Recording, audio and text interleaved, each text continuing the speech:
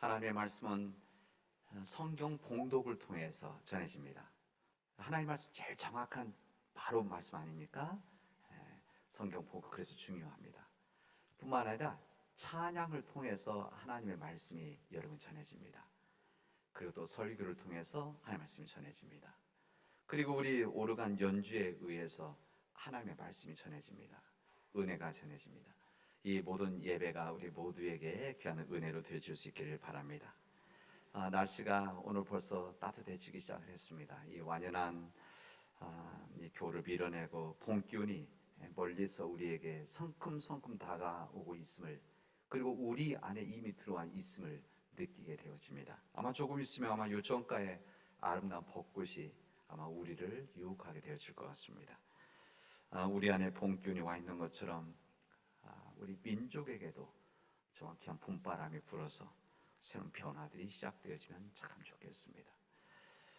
우리 교회가 창립된 해가 1905년입니다. 1905년, 그리고 2년이 지나고 나서 1907년도에 평양 장대영 교회에 이 평안남도 전역에서 올라온 1000여 명의 교인들이 함께 모였습니다.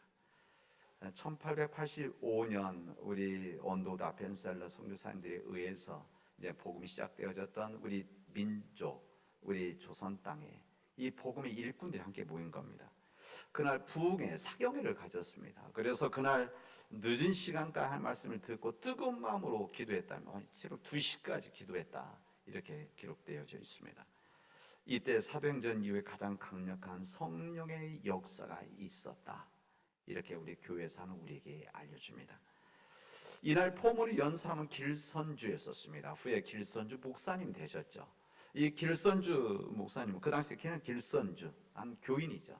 그래서 이분이 앞에 나와서 1년 전 자기 친구의 재산을 정리해 주다가 착복한 돈이 있었습니다. 착복한 돈이 있었는데 이것을 감추고 있었는데 그날 하나님의 말씀 앞에 서서 마음이 뜨거워지면서 이것을 말하지 않을 수가 없었어요. 그래서 앞에 나와서 자신의 죄를 고백하게 되어집니다. 제가 1년 전에 내 친구의 재산 이거 정리해 주다가 내 욕심이 생겨서 일정 돈을 제가 가지고 있었습니다. 하나님 앞에 참회하고 용서를 구합니다. 마치 뇌관에 불을 당긴 것처럼 그곳에 모인 사람들이 이제 자발적으로 앞으로 나와서 자신이 지었던 죄들을 한 명씩 나와서 고백을 하기 시작한 겁니다.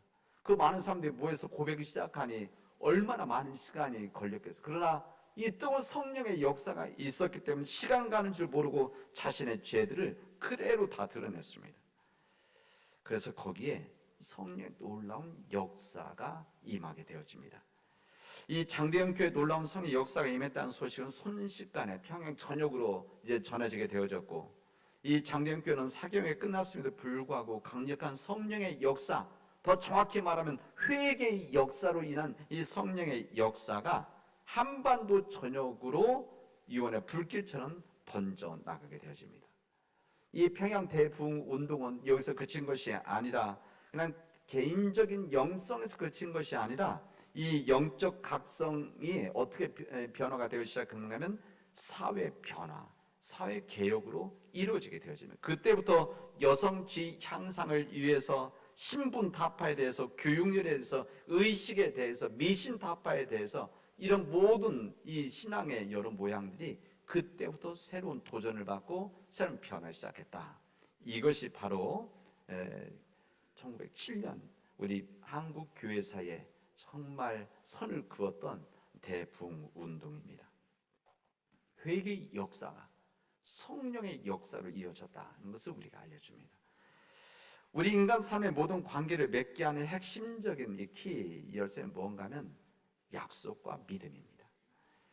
이것들이 있으면, 그러니까 약속과 믿음이 있으면 서로를 하나 묶어주는 동력이 발생하게 되어지고, 이 부분은 우리 개인들 사람과 사람과의 관계, 우리 공동체의 관계, 우리 민족들과의 관계, 특히 우리 같이 교회 관계 속에서 이 약속과 믿음이 온전하게 되어질 때 함께 해나가는 이 복된 삶이 이어지게 되어집니다. 그러나 이것이 제대로 작동하지 않는다, 어느 한쪽에서 일방적으로 깨졌다, 그렇게 되면 이것을 배신이다 이렇게 이야기하죠.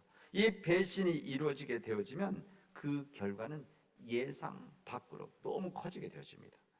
어떻게 됩니까? 관계가 단절되어지고 또 사람의 관계가 이 단절되면서 고립이 되어지는 이런 삶이 되어집니다. 무엇보다 하나님과 우리 인간과의 관계 속에서 이 관계가 깨어지는 이 약속과 믿음 안에서 약속이 깨어지면 인간은 그 배신의 문제에서 예외될 수 없습니다. 자유롭지 못하게 되어집니다.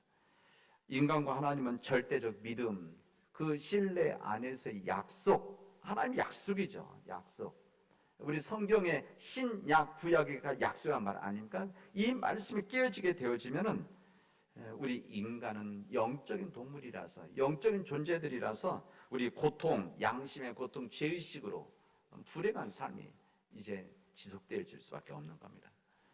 만약 하나님께서 우리를 너그럽게 대하지 아니하시고 자비로운 하나님이 아니시면은 우리 인간은 어느 누구도 그분 앞에서 고개를 들고 살아갈 수가 없는 그런 존재들입니다. 우리 인간들 사이도 마찬가지입니다. 하나님과 인간과의 관계뿐만이 아니라 사람과 사람의 관계에 있어서도 이 약속과 믿음이 없으면 참 불행하게 되어집니다. 여러분 부부 사이도 그렇고 가족들과의 관계도 마찬가지고 이웃들 관계도 마찬가지고 우리 교회 속에서 성도들, 우리 믿음 안에서 만난 우리 성도들도 이 믿음과 약속이 깨지면 너무나 힘들어지게 되어집니다. 상호 불신하게 되어지죠. 그러면 얼마나 힘듭니까? 우리 영혼 얼마나 피폐해집니까? 얼마나 공고해집니까?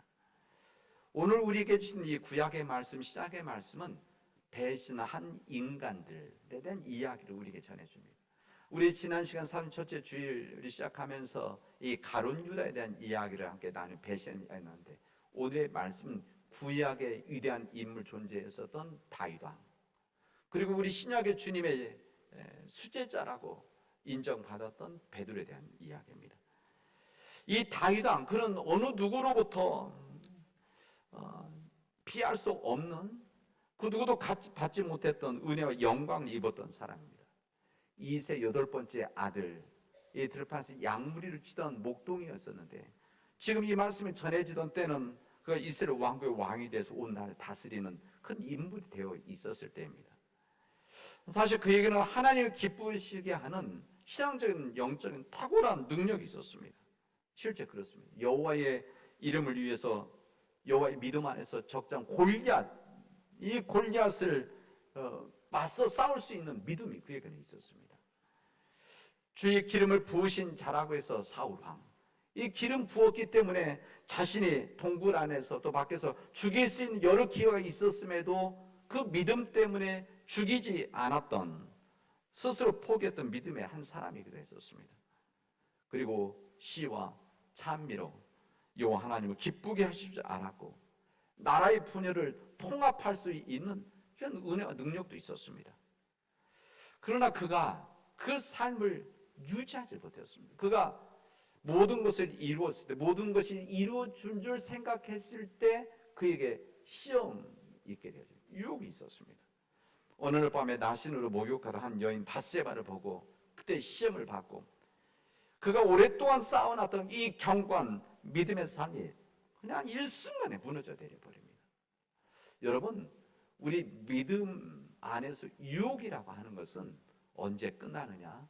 우리 교회 생활을 많이 하고 신앙이 두터워지고 깊어지고 직분을 받고 집사, 권사가 되고 장로가 되고 목사가 되고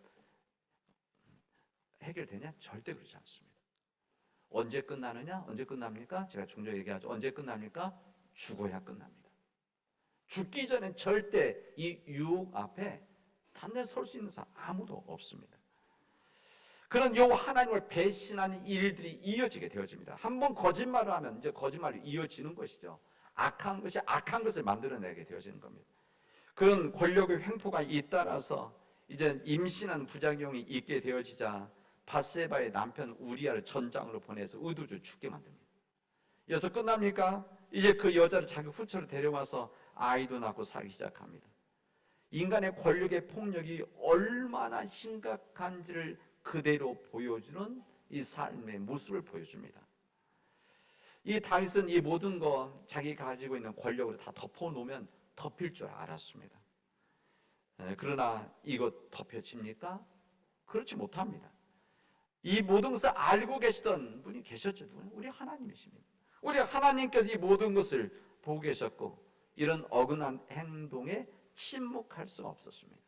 그래서 하나님께서는 선지자 나단을 그에게 보내시게 되어집니다. 그래서 그에게 질책과 심판의 선고를 내리죠. 오늘 본문에 이제 이 구약에 있는 말씀, 이 말씀의 요지가 무엇인가 하면 이 나단을 통해서 하나님 말씀하십니다. 내가 너에게 주었던 은혜가 무엇이 부족하다고 그토록 나를 업신여기고 이런 죄를 짓느냐, 이렇게 주님 그에게 말씀하십니다. 이때 다윗은 자신의 죄를 깨닫고 이 모든 이 죄에 대한 이 선포 앞에 무릎을 꿇었습니다. 그리고 스스로 고백하죠. 내가 여호와 하나님 앞에 죄를 범했습니다. 이것을 고백하게 되었습니다. 그는 그것을 나단이 지적했을 때 부정하지 않았습니다.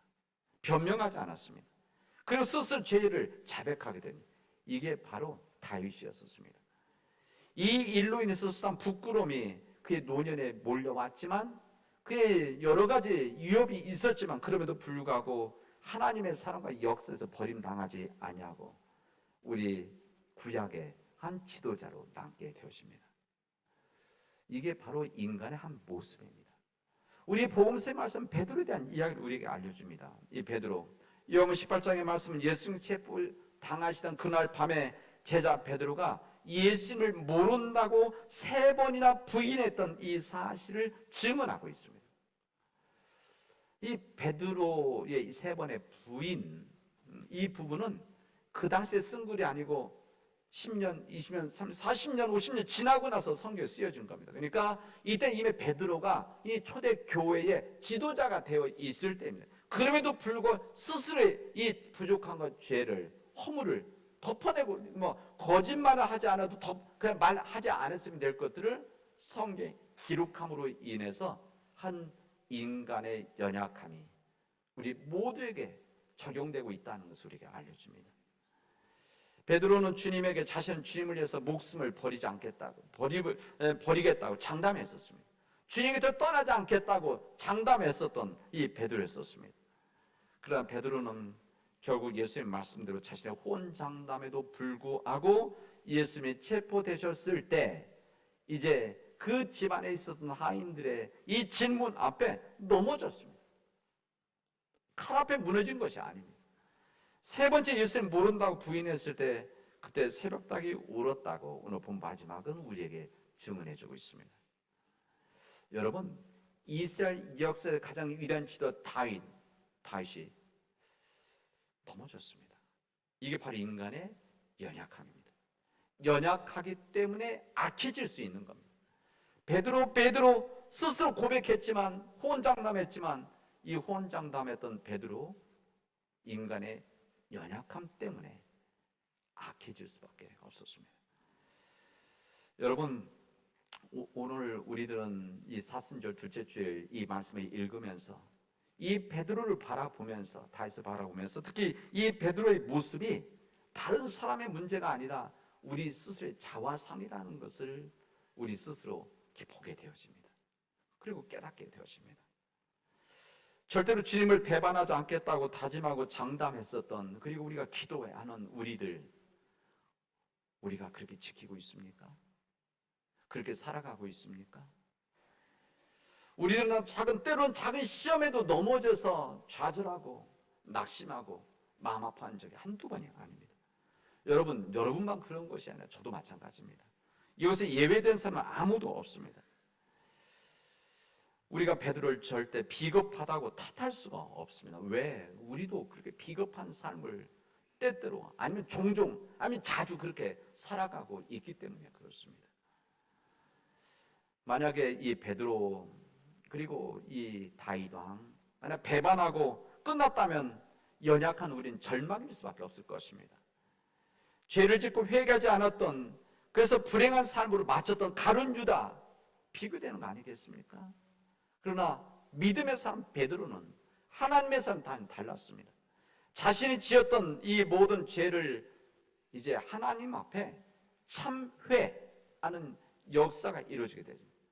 참회에서 회개의 역사가 되는 것이죠. 이 회개, 깨닫고 돌아와서 깨닫고 돌아서는 것, 이것이 바로 베드로의 역사입니다.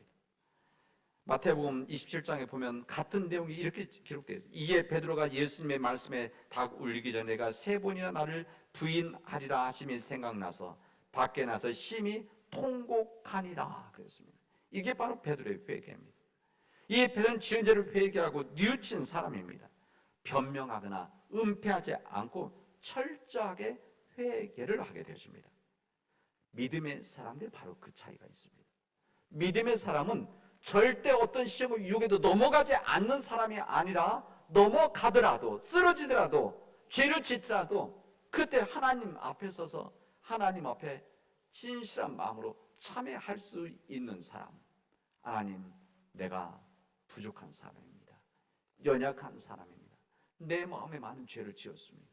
때로는 나로 인해서 상처받는 사람들이 있고 나로 인해서 너무너무 고통스럽게 살아가는 사람들이 있습니다. 하나님, 내 힘으로 감당할 수 없고 그들의 아픈 마음을 유일해 줄 수 없지만 하나님의 자비와 하나님의 능력으로 유일해 주시고 그들을 구원해 주십시오. 그리고 나를 불쌍히 여겨 주십시오라고 하나님 앞에 기도할 수 있는 사람입니다. 오늘 사도행전의 이 말씀은 우리에게 귀한 은혜의 말씀을 주십니다. 베드로가 이젠 이스라엘 백성들 하나님께서 그 예수 그리스도를 다시 살리셨다고 유대인들에게 말합니다. 유대인들이 죽인 그 예수를 하나님께서 다시 살리셨다고, 그리고 자신의 일의 증이라고 이렇게 말씀하시면서 이제 마지막 무슨 이야기를 하시는가 하면 이렇게 이야기해요. 너희가 회개하고 돌이켜 너희 죄 없이 함을 받으라. 그렇게 하면 새롭게 되는 날이 앞으로 이룰 것이다. 이렇게 말씀하십니다. 저는 이 말씀 너무 은혜가 됐어요. 저는 매번 설교하지만 이 말씀 갖고 여러분에게 여러 번 설교하지 않았습니까? 그런데 이번에 이 말씀 들으면서 너희가 회개하고 돌아서면, 회개하고 돌이키면, 그러면 그렇게 해서 죄 없이 용서함을 받으라. 그렇게 되어지면 어떻게 된다 했습니까? 새롭게 되는 날이 주님 앞으로부터 이룰 것이다. 여러분, 우리가 주님 앞에 온전해서 회개함으로 우리가 새롭게 되는 날을 기다리는 믿음의 백성들이 되어지기를 바랍니다. 우리 사랑하는 교회 여러분, 사순절은 회개의 시간입니다. 회개 절기입니다. 오랜 시간 동안 신앙생활에 익숙해져서 타성에 젖어 있었던 우리들의 이 겉모습 하나님 앞에 다 내려놓고 다 깨고 주님 앞에 나와서 참회하고 회개의 역사 시작하는, 그래서 우리 안에 새로운 역사가 시작되는 믿음의 날이 되어지기를 주님의 이름으로 축원하겠습니다. 기도합시다. 은혜가 풍성하신 하나님, 우리에게 새롭게 되는 날을 허락하여 주시옵소서. 우리가 주님 앞에 겸손히 회개함으로 죄업심을 받아 새롭게 되는 날이 우리에게, 우리 가정에게, 우리 교회에게 임하게 하여 주시옵소서. 예수님의 이름으로 기도합니다. 아멘.